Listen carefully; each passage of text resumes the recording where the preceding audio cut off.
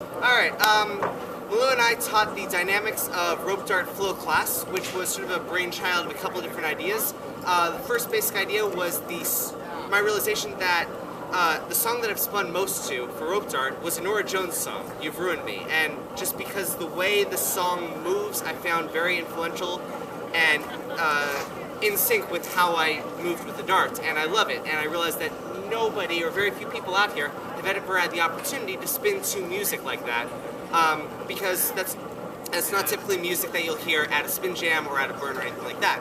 So I wanted to sort of throw a bunch of music weird choices at people. So the second half of the class we threw everything from the Norah Jones song to the Star Wars theme to America Fuck Yeah to all sorts of various music to force people to change their spinning style based on what we're musically throwing at them.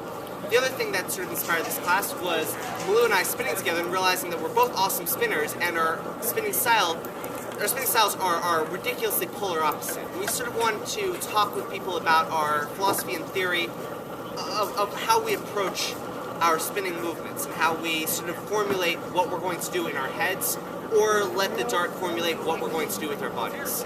So I'm going to let Malu discuss a little bit, then I'm going to my first point was that I see most rope dart spinners getting stuck somewhere in a muscle group, trying too hard, here, or from the shoulder, and really trying to get people to move into their core so that they are able to move with a whole body and find flow. The main at all silly movement to do from this is to walk across a field like this, keeping yourself as centered as possible. The idea here was really simply to bring your mind to one place so that you're not trying to think about 15 things at once while you're moving. Furthermore, the idea that rope dart is constantly in a different form of motion. It's always plane breaking, it's always at a different distance from your body than it was the moment before. So to have, instead of these 15 minds, two, one of which is where your body is, and that is your present mind, and the next would be where the dart is going to end up, as opposed to where it is right now. So that you are always one step ahead of the dart, and in your current moment thinking about your core centered to the ground.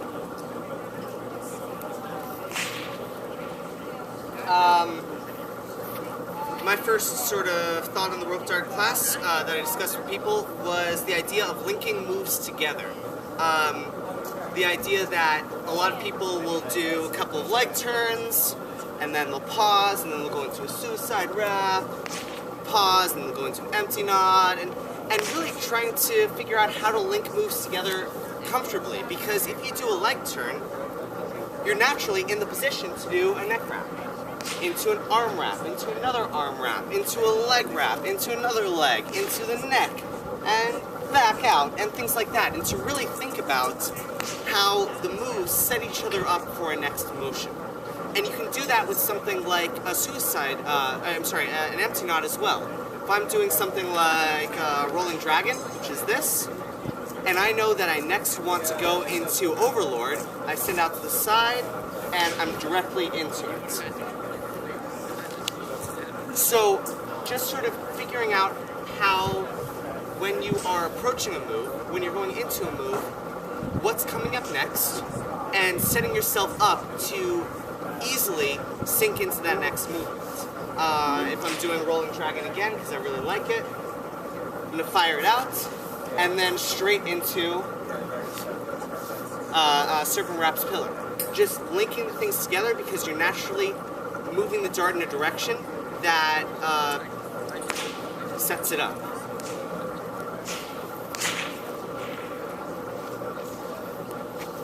Second block of philosophy that I wanted to portray was the idea, and starting with a very corny interview with Bruce Lee, which I happen to love, which changed my spinning completely, in which he speaks about moving like water, form without form. You pour water into a cup, it becomes the cup.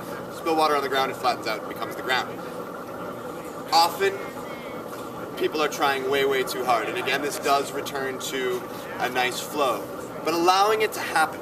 So, if you shoot it out here and you were hoping that it was going to come back to the side of your body, but it ends up back here, well then, again, you're in a perfect place for an empty knot. opposed to, oops, I dropped it, I ended up, and here, even there, trying to show you this. I'm exhausted and I went the wrong way. So I could spin out, and it never actually has to look like a mistake. My favorite example of this is I ended up here, and this is for everyone who asked to see how to do this move. Again, I want you to be able to see it slowly. It comes slowly under your off shoulder, so your rope handling shoulder.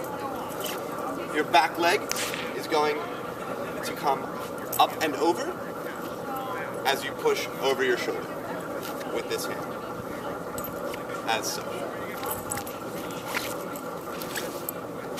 This happened by accident. I meant to do a wrist wrap. I was performing at the time, being paid to do so. I had to make something out of it when the dart missed my wrist and ended up under my shoulder, and that's where that move came from. Again, from here, right leg up, or left, if you are not left-handed. Allow it to happen. No matter what, go with it, move with it, let the dart spin you. You will never look like you make a mistake. Even if you drop it. Walk up to it nice and casually. Grab it. Kick it. Let it burn on the ground for a second if you have to. Let it be dramatic. Move with the dart. Let the dart move you. So the last thing that I discussed with this was sentence structure, because I was realizing that with rope darts you've got these long dramatic shots right there, which is a longer and more dramatic anything than you can really get out of most props.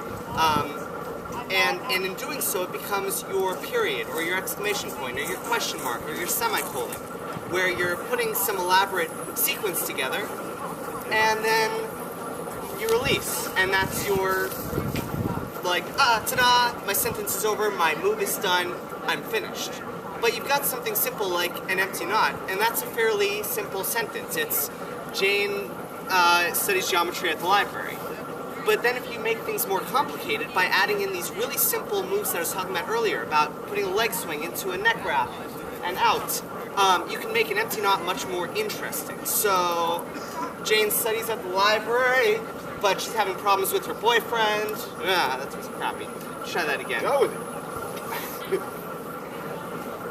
Jane studies at the library, but she's having problems with her boyfriend. He is into English, and she thinks that's a derpy subject, and they broke up. Whatever. You're making a much longer sentence by adding in a bunch of other aspects of your move. And instead of just doing rolling dragon over and over and over again, suddenly you've made a much more complex series. The audience doesn't realize you're just doing the same trick over, but adding really basic, fundamental tweaks into it to make it longer and more dramatic.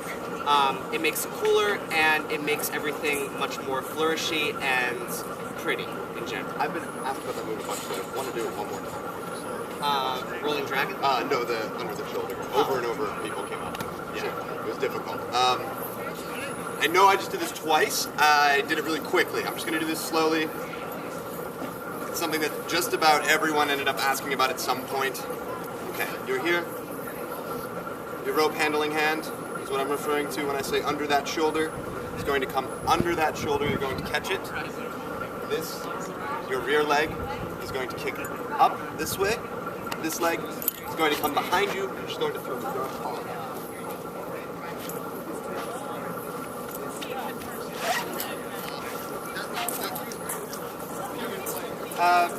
That was the class. Thank you very much.